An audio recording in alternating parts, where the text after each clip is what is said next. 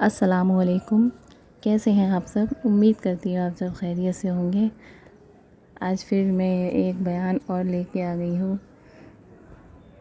مولانا سید امین القادری صاحب نے اس بیان میں قرآن مجید کی اہمیت کے بارے میں بتایا ہے کہ وہ کیا ہمارے لیے معنی رکھتا ہے ہمارے جینے میں، ہمارے مرنے کے بعد۔ یاد رکھیے قیامت کے روز ہم اللہ کا دیدار نہیں کر سکتے اگر قرآن مجید ہم نے نہیں پڑھا ہے۔ چلیے اس بیان میں سن لیتے ہیں۔ سبسکرائب کیجیے اسلامک زیڈار ویڈیو کو۔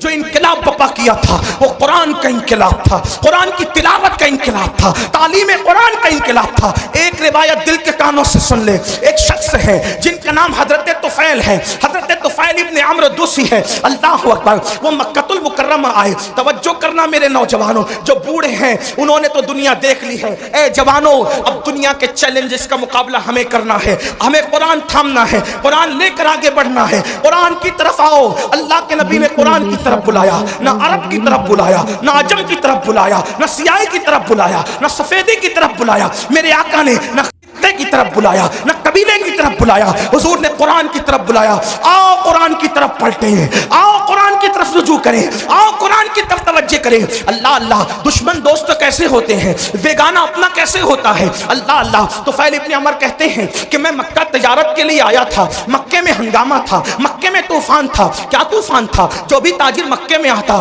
اس کو آتے ہی مکے والے گھیر لیتے، مکے کے وہ دشمن، وہ گنڈے جو رسول اللہ کے خلاف تھے وہ گھیر لیتے۔ ان میں اونچا اور بڑا نام جو ہے اللہ اکبر اس بدماشی میں ابو جہل کا ہے۔ یہ بڑا زیادہ بدتمیز تھا، اس کو اس امت کا فرعون کہا گیا۔ طفیل کہتے ہیں ابو جہل میرے پاس آیا اور آنے کے بعد کہنے لگا طفیل محمد کو تو جانتے ہو نا؟ اس نے کہا نہیں میں نے نہیں دیکھا لیکن نام سنا ہے۔ کہا آج کل بڑی بڑی باتیں کرتے ہیں، کہتے ہیں کہ ان پہ قرآن نازل ہوتا ہے، وہ اللہ کے نبی ہے، اللہ کے پیغمبر ہے۔ طفیل ان کے قریب نہ جانا، جو ان کے قریب جاتا ہے معاذ اللہ وہ جادوگر ہے، ان کے جادو کا شکار ہو جاتا ہے۔ تو نے بھی قریب نہ جانا ورنہ تو جادو کا شکار ہو جائے گا، تو اپنے مذہب سے بدزن ہو جائے گا، تو اپنے مذہب سے دور ہو جائے گا۔ طفیل کہتے ہیں ابو جہل نے اتنا خطرناک پروپیگنڈا کیا، ہمیں قرآن کے سانچے میں ڈھل جانا ہوگا، اپنی زندگی میں قرآن شامل کرنا ہوگا۔ لیکن اللہ اکبر بڑی معذرت کے ساتھ ہم سب کرنا چاہتے ہیں، قرآن کی طرف آنا نہیں چاہتے۔ میں ہاتھ نہیں اٹھواؤں گا لیکن اتنا ضرور کہوں گا اپنے ضمیر سے پوچھو مسلمان کتنے مسلمان ہیں جو روز قرآن کی تلاوت کرتے ہیں؟ واٹس ایپ گھنٹوں گھنٹوں کتنے لوگ دیکھتے ہیں؟ فیس بک کتنے لوگ چلاتے ہیں؟ یوٹیوب کتنے لوگ دیکھتے ہیں؟ اور قرآن کتنے لوگ صرف پڑھنے کی، بلکہ بیشتر مسلمان وہ ہیں جنہیں قرآن پڑھنا بھی نہیں آتا۔ جو قرآن نہیں پڑھنا جانتے وہ سن لیں، ہمارے بزرگوں سے ہم نے سنا، انہوں نے فرمایا جس نے دنیا میں قرآن پڑھنا نہیں سیکھا نا وہ قیامت کے دن اندھا اٹھے گا، اندھا۔ جو دنیا میں اندھا پیدا ہو دنیا کی کوئی چیز دیکھ پاتا ہے؟ اور قیامت میں تو اللہ کا دیدار ہوگا، قیامت میں تو جنت ہوگی، قیامت میں تو رسول اللہ کا دیدار ہوگا۔ اب آپ سے پوچھتا ہوں اندھے اٹھو گے قرآن نہ پڑھنے پر تو کیا دیکھو گے، کیا مزے لوگے؟ قرآن مرنے سے پہلے پڑھنا سیکھ لو، علم سیکھنے کی کوئی عمر نہیں ہوتی۔ یہ علماء کا جو اتنا درد ہے نا، پڑھ لو پڑھ لو پڑھ لو، ٹائم نہیں ملتا۔ میں کہا کمپیوٹر سیکھنے کا ٹائم ملا،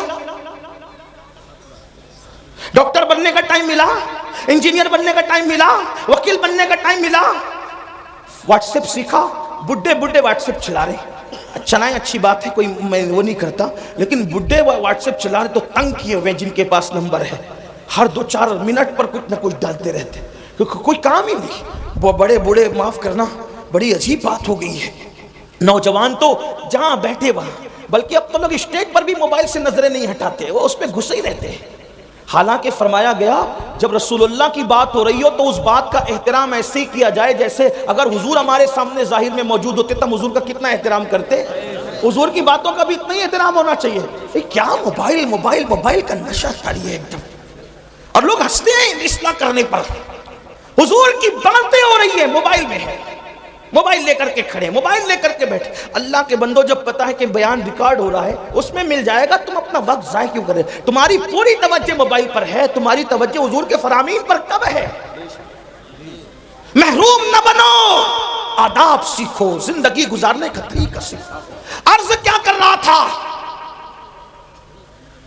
غلط پروپیگنڈا ہونے دو، قرآن سیکھو، قرآن اپنی زندگی میں شامل کرو. اور فقیر کی بات لکھ کے رکھنا، قرآن جس دن مسلمان کی زندگی میں شامل ہو جائے اس دن ہمارے لیے انقلاب کا دن ہوگا، اس دن ہمارے لیے ترقی کا دن ہوگا. قرآن تھام لو، سیکھ لو. اور قرآن سیکھنے کے لیے کوئی اچھا عالم مل جائے 3 مہینے سے زیادہ کا وقت نہیں لگتا. 3 مہینے میں قرآن پڑھنا سیکھو. اور اچھے سے اگر 5 پارے پڑھ لیے کسی اچھے عالم سے تو آگے کے 25 پارے آپ خود پڑھ سکتے ہو.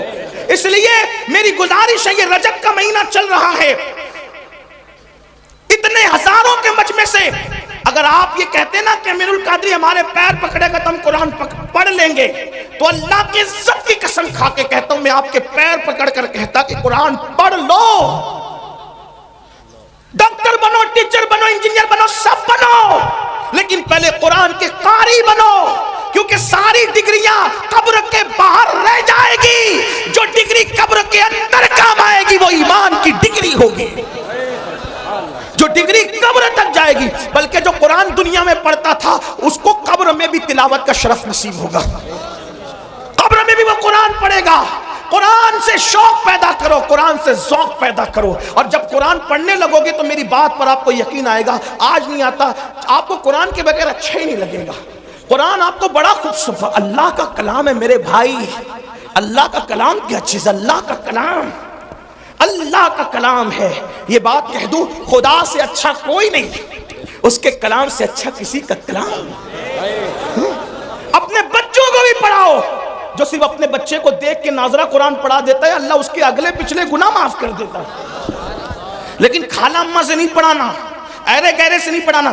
جو بہترین قاری مخرج کے ساتھ صحیح پڑھا سکتا ہو اس کو پڑھانا. کیونکہ ٹیوشن اور کوچنگ کے لیے تم ہزاروں روپے خرچ کرتے ہو، تو قرآن پڑھانے کے لیے اگر لاکھوں کرنا پڑے تو لاکھوں خرچہ کرو.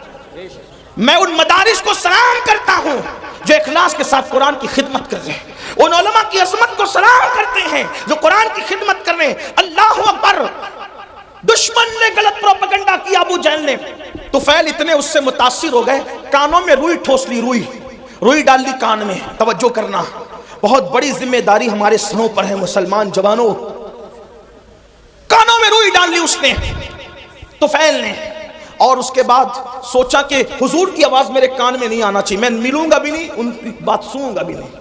کہتے ہیں طفیل آخری رات آ گئی، اب مجھے چونکہ میں مکہ تجارت کے لیے آیا تھا، آخری رات آ گئی، مجھے مکے سے جانا کہاں تھا؟ اپنے وطن. میں نے سوچا محمد عربی تو گھر میں سو رہے ہوں گے، چلو چل کر آدھی رات کے بعد کعبے کا طواف کر لیتے ہوئے. کعبے کا طواف اور حج وغیرہ اسلام سے پہلے بھی لوگ جو مسلمان نہیں تھے مکے والے وہ بھی کرتے تھے، آس پاس والے بھی کرتے تھے. تو میں کعبے کا طواف کر لوں. تو طواف کعبہ کے لیے جب میں نے مطاف پہ قدم رکھا تو طفیل کہتے ہیں، اب میں اس کو اپنے الفاظ کے جامع میں بطور مفہوم پیش کرنے لگا ہوں. طفیل کہتے ہیں کہ چاندنی رات تھی، چاند کی دودیا روشنی، میں اپنے الفاظ کے جامع بطور مفہوم پیش کروں. چاند کی دودیا روشنی مطاف کی زمین کو مزین کر رہی تھی اور غلاف کعبہ سے چھن کر انوار و تجلیات نکل کر قلوب و اذہان کو منور کر رہے تھے. ایسے میں ایک دلکش سی آواز، ایک سریلی سی آواز، اس آواز کا کیا کہنا جسے لہن داؤدی بھی رشک کی نگاہ سے دیکھے. ہائے ہائے وہ آواز، لہن داؤدی کو رشک کی نگاہ سے دیکھنے کی بات اس لیے کر رہا ہوں کہ جب داؤد زبور پڑھتے ہیں، توجہ کریں، داؤد زبور پڑھیں تو داؤد کی زبور سننے کے لیے پرندے ٹھہر جائیں، ہوا رک جائے، پانی بہنا بند ہو جائے، یہ داؤد کی تاثیر علیہ السلام.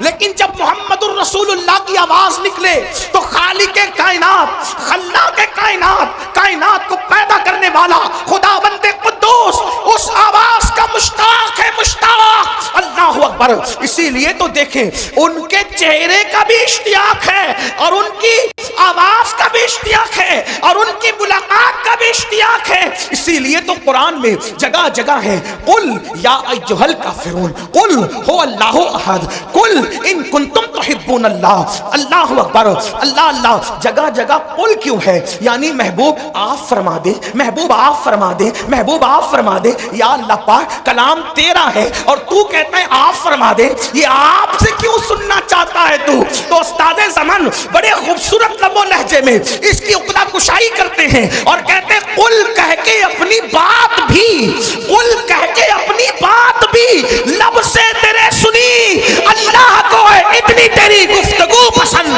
اللہ کو ہے اتنی تیری گفتگو پسند۔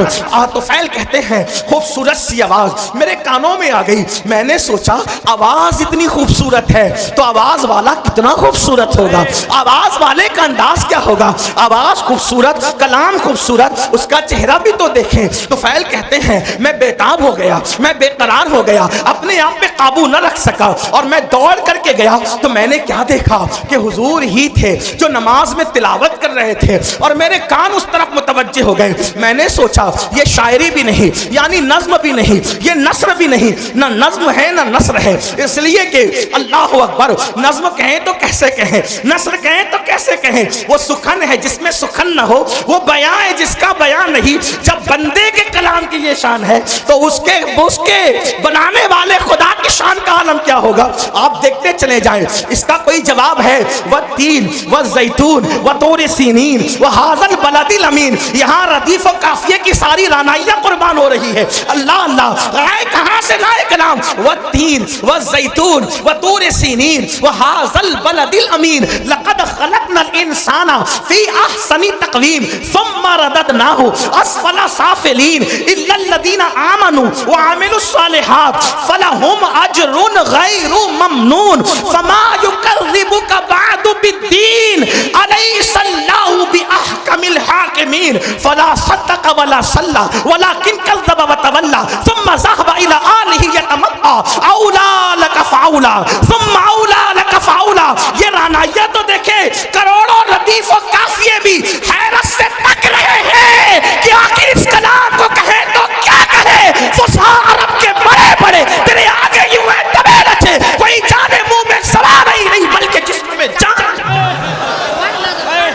لا ردیف اور قافیے کی یہ رانائیاں، لیکن ہم اس کو ردیف کہتے ہیں نہ قافیہ کہتے ہیں۔ قرآن کی رانائیاں کیا ہے؟ اللہ اکبر۔ بہرحال اللہ اللہ، اختصار دیکھیں تو یہاں تک انا اعطیناک الکوثر فصل لربک وانحر ان شانئک هو الابتر۔ اختصار کی انتہا ہے والعصر ان الانسان لفی خسر الا الذین آمنوا وعملوا الصالحات وتواصوا بالحق وتواصوا بالصبر۔ اللہ اللہ، اور معنی کا حال یہ توجہ کریں، کسی کے کلام میں اتنے معنی نہیں، توجہ ہے آپ کی، جس کے رب کے کلام میں معنی۔ قرآن کا نزول بند ہو گیا، قرآن کا نزول بند ہو گیا، معنی کا نزول آج بھی غلاموں کے دل پہ ہو رہا ہے۔ ایسے ایسے معنی، زندہ کلام ہے، زندہ کلام ہے حی و قیوم کا۔ ایک مرتبہ سنا دوں آپ کو، والعصر ان الانسان لفی خسر۔ لوگ معنی ڈھونڈتے ڈھونڈتے تھکے، الگ الگ معنی، روز نیا معنی، کوئی بن کے تو دیکھیں اس در کا غلام۔ ایک بار حضرت ابی بن کعب نے تلاوت کی والعصر ان الانسان لفی خسر الا الذین آمنوا وعملوا الصالحات وتواصوا بالحق وتواصوا بالصبر۔ پوچھا کہ اس کا مطلب کیا ہے؟ مطلب تو بہت تھے، اس دن بیان یہ کیا والعصر، زمانہ مراد ہے محبوب کا زمانہ ہے، والعصر، عصر عصر، اس سے نماز عصر بھی ہے، وقت عصر بھی ہے، لیکن میرے امام نے اس کا ترجمہ کہیں تفسیر کا اتنے مجموعہ نچوڑ کر یہ لیا، زمانے محبوب کی قسم۔ والعصر کا مطلب محبوب تیرے زمانے کی قسم۔ کیوں؟ اس لیے کہ سارے زمانوں سے بہتر زمانہ محبوب تمہارا زمانہ۔ خیر القرون کرنی، خیر القرون کرنی، آقا فرماتے خیر القرون کرنی، سب سے بہتر زمانہ میرا زمانہ ہے۔ تو لوگوں نے کہا کرنی سے کیا مراد؟ مطلب میرے زمانے سے کیا مراد؟ توجہ ہے آپ کی، عاشق اسی طرح کی باتیں کرتے ہیں۔ قرنی سے کیا مراد؟ قرنی سے کیا مراد؟ وہ حضور کا وصال ہو کیا زمانہ ختم کا؟ نہیں، جب تک خلافت راشدہ قائم رہی حضور کا ظاہری زمانہ موجود رہا، کیونکہ حضور نے عصری نہیں فرمایا بلکہ قرنی فرمایا، کیونکہ عصری کہتے تو بھی کام ہو جاتا، قرنی کیوں فرمایا؟ قرنی، قرنی، قرنی، جس میں قاف ہے، را ہے، نون ہے، یا ہے، مطلب اس میں بھی 4 حروف ہیں۔ قرنی، بہترین زمانہ میرا زمانہ، تو قرنی کا مطلب کیا؟ تو عشاق کہتے ہیں، عشاق کہتے ہیں قاف سے مراد، توجہ کریں، عشاق کہتے ہیں